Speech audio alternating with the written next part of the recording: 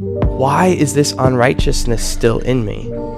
If Jesus has said that he's cleansed me and he's washed me and he's made me righteous. But if somebody starts saying, there's a reason you're unrighteous still, it's because you haven't done enough. There's a reason that you still feel guilty and shameful. It's because the gospel isn't yours yet. You have to do one more thing. You have to commit to this 12-step plan. And we start listening to gospel messages that are Jesus plus something else is how we're made right with God and how we can have life with God. But the problem, as Paul puts it, with any of these Jesus plus something else gospels, the problem that Paul says is that if we accept that, if we accept circumcision, Christ will be of no advantage to you. I testify again to every man who accepts circumcision that he's obligated to keep the whole law. You're severed from Christ, you who would be justified by the law. You have fallen away from grace.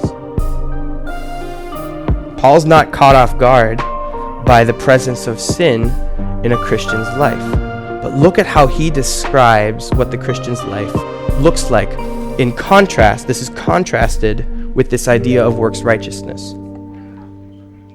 For through the Spirit, by faith, we ourselves eagerly wait for the hope of righteousness. So he says the Christian life is about this eager anticipation. It's this waiting for a hope. We have a hope of righteousness.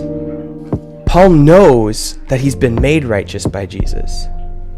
But his experience of the Christian life is that he still struggles with sin. And as we fall short and as we sin,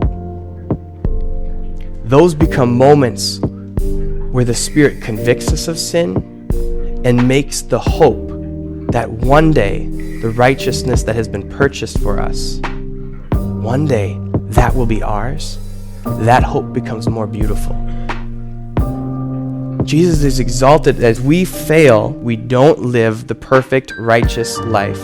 Now, the Spirit convicts us, and we look at that sin in agreement with the Spirit, saying, that's not the way I want to live. That's not who I want to be.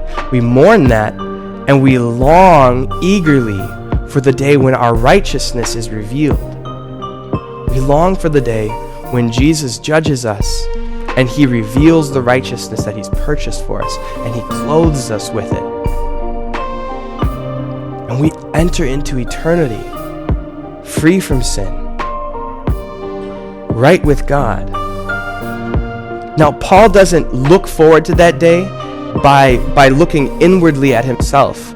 That's not Paul's attitude. That's not what he says the Christian life is like. He says it's faith, eagerly waiting for righteousness. What he does is he looks at the cross. He looks at Jesus. That's the whole point of Galatians. Look at Jesus. And he says, because of what Jesus has done, I will be made right with God when he judges. Because of what Jesus has done, I will enter into eternal life.